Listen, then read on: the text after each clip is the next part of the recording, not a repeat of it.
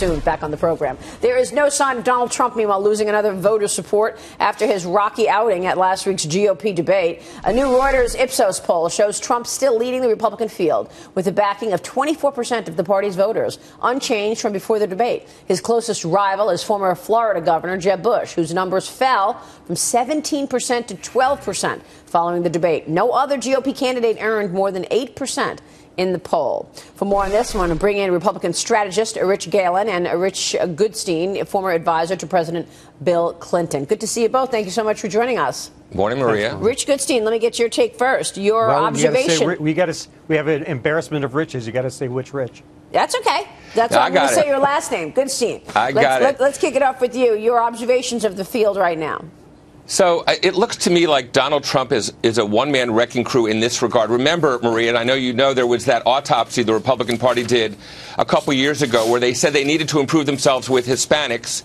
Well, I don't think Trump's rhetoric is probably helping all that much with Hispanics, and I think he's moving the center of gravity of the Republican Party in his direction. With women, you know, this madman approach, it's not just what he said about Megyn Kelly, it's his whole attitude towards women that comes across loud and clear. I'm sure he's been nice to you, but it's obvious that in many respects he treats women like second-class citizens, and young people, I think, are put off by this kind of move to the right. And if I'm the Republican establishment, I'm scared to death. Do I need to start actually entertaining the thought that he could be my nominee? Right. Or do I deride him and alienate him and push him over the cliff and have him go third party, which of course would be a disaster? I think having him be the nominee would be a disaster. So it's a problem. Yeah, it's a problem, Rich Galen, because the fact is he's made it very clear. He's made it very clear he will do a third independent party run, and that will that will be terrible for the Republicans. Well, it would be difficult, but first of all, and Rich and I have known each other for a long time. And I don't try to understand Democratic voters, and I know he's looking at this through the eyes of a Democratic voter. But Donald Trump, 4 years ago, let me just say this quickly. 4 years ago, this was the list of people who at one point or another led the polls. Michelle Bachmann, Herman Cain, Rick Santorum, Rick Perry, Newt Gingrich, and, of course, Mitt Romney. So these things tend to have a life cycle. And to think about how far in advance the first actual voting is. Right.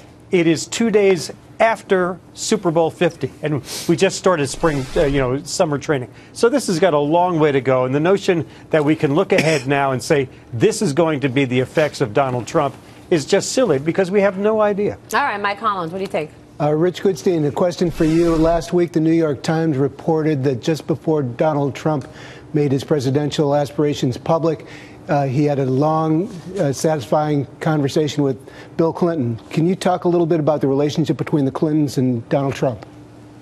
All I can say is this, and I appreciate the question. So I think and I'll talk about the Clinton relationship. I think what Trump is tapping into is not just anger, but there are people who are delusional. I mean, there are people who watch this network who actually believe that Trump is a Clinton plant and are absolutely insistent on it because of the fact that they've got this relatively respectful relationship between one another. Incidentally, Hillary did go to his wedding because she was paid or she got a donation. But look, I think Bill Clinton will give advice to almost anybody, and I think he was, he sees Trump as a man of the world, as Clinton is himself, obviously. But I do think, again, when that article got the delusional aspect of the people that are supporting Trump really to the surface. And again, I disagree with Rich in the sense that each one of these debates, remember when Mitt Romney talked about self-deportation? Things get said in debates like were said about abortion, no exceptions, no nothing last week. That sticks. Whether Trump's the nominee or not, that sticks. And that will stick for a long time. Well, I think it's important, though. Mike Collins brings up a good point. The fact is Trump has donated to Hillary's campaign. He's also donated money to Nancy Pelosi. And the fact that Bill Clinton called Trump, I don't think Bill Clinton called Romney. Did he call Jeb Bush? Did he call? No, seriously. You could say that, there's just people who watch this network and think that he's a plant. But the truth is they do have a relationship. They have a real relationship. Absolutely. Incidentally, I'm not quite sure who called who.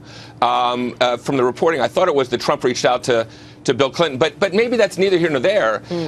Yes, look, I can't imagine why all the Republicans are holding off making the exact points you did. The Fox moderators tried to do that last, in the debate with the donations and the flip-flops on positions. And you would have, Rich Galen, I guarantee you, would have said 3 months ago, if that came out, Trump would be gone. Well, he's not gone. Right. And yet people are starting to entertain the thought. They don't know what to make of him, but he's not conventional, that's for sure. Rich Galen, go ahead, jump in here. No, he's not gone. But again, we're in August. He's at 24%, which is far above everybody else. But there are 27 people or 37 people, however many people in the race.